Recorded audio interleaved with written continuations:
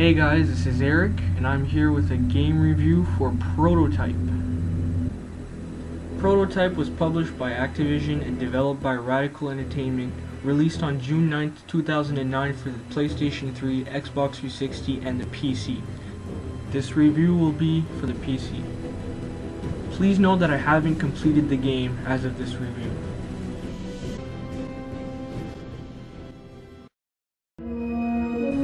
The game is set in the vast Manhattan borough of New York, which was ravaged by a deadly virus. You play Alex Mercer, who awoke in the basement of a genetic engineering facility.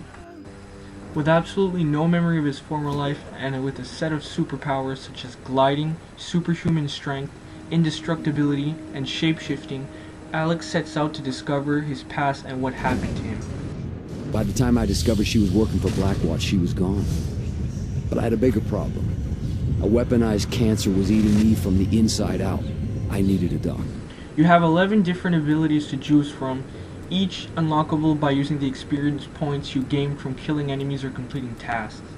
Using abilities like the Whip Fist, however, is not very accurate and can be very frustrating at times.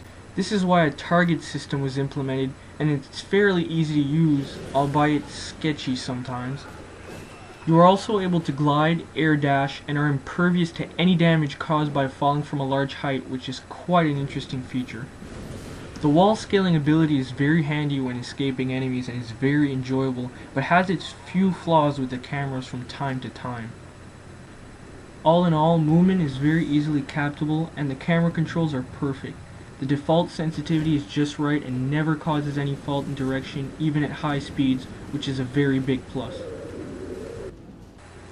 Fighting in Prototype is different, however. With the abundant amount of abilities, it's quite hard to grasp every single control, and you most likely end up button mashing and jumping everywhere. And even when you do get the hang of it, close combat is very hard with the fast moving enemies. But in contrast, the ability to use large attacks to rid of more than one enemy is great, and to be able to charge them up is fantastic.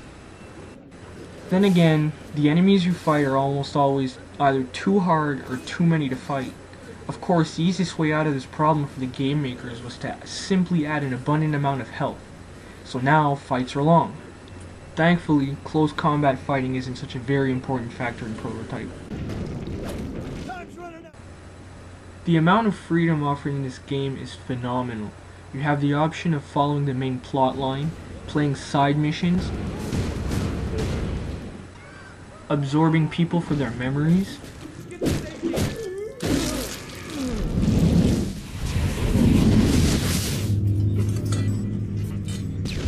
Codename Mother exhibits odd characteristics not consistent with DX1118 infection. or simply roaming around and killing people, all while avoiding the military. The plot is a little confusing and vague, and while many won't really care much for it, it will probably be nice to actually understand what the hell they're trying to do next. And the feds killed the militia. Now, it's right. I can feel it. Find Ragland and ask him about McMullen.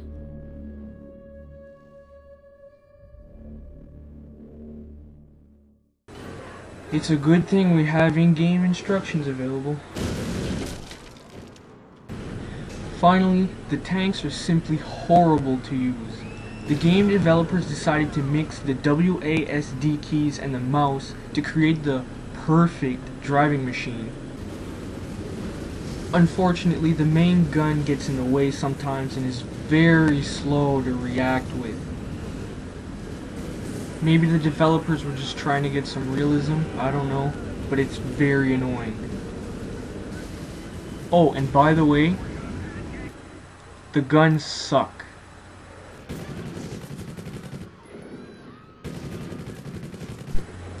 Big time.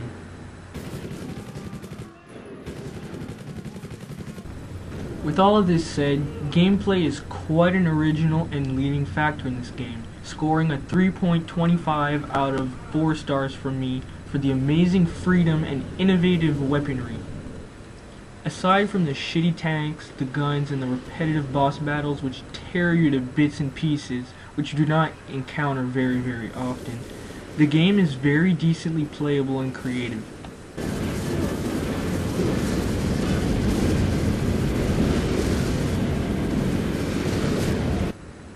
The graphics in this game are absolutely gorgeous. Depending on your system configuration, you may or may not need to lower the settings, but I was able to play on high with a 2.8 GHz dual-core laptop with 512 megabytes for 2.5 hours with fraps on with not many problems. Aside from the fact it overheated and crashed my computer, but that's self-explanatory. The detail is great almost anywhere you go, and in some places it really is eye-opening for a game which began production in 2006. The cutscenes are odd, however. Sometimes they are good. Have enough. I need you to go inside a hive. The substance at the center, the material the virus is producing. I think it's the key. Sometimes they're bad. In a way, I feel sorry for you.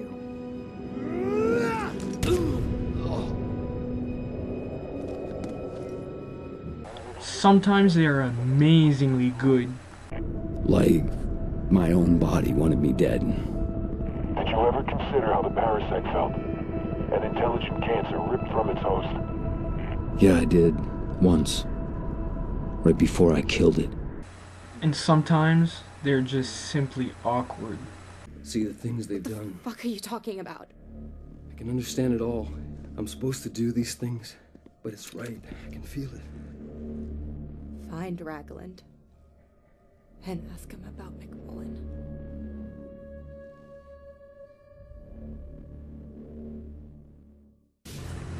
Overall, I give the graphics 4 out of 4 for successfully grasping your attention and sucking you in for most of the entire game.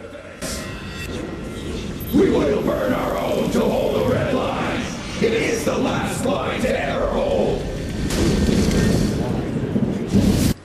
The sound mixing, which would have been expected to be quite bad given all the explosions and effects at the same time, was impressively conquered.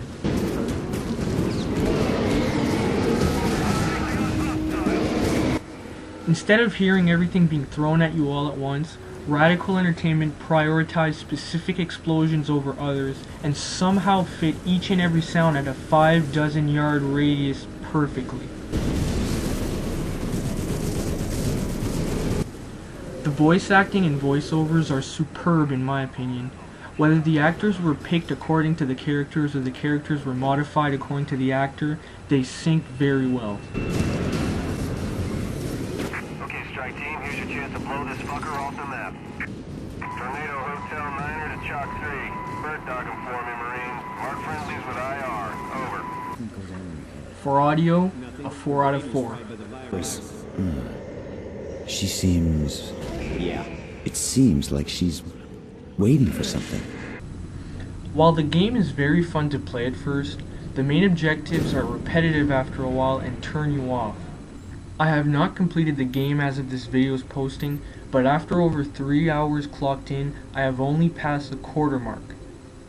With the inability to complete the game, I doubt I would be able to start it over once more, seeing the length, and the fact that there isn't really anything to go for again. Another factor for this decision is the random difficulty hike at times, which often cause you to die and start over from a checkpoint. With this said, replay value gets a 2.25 out of 4 from me.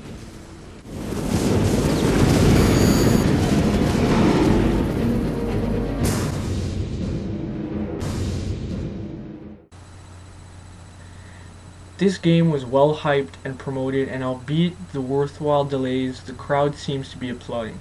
3 years of work paid off for this game, which should revolutionize future games with this concept. Overall, I give it a 3.5 out of 4 for the amazing world you can roam in and the mind-blowing graphics and movement.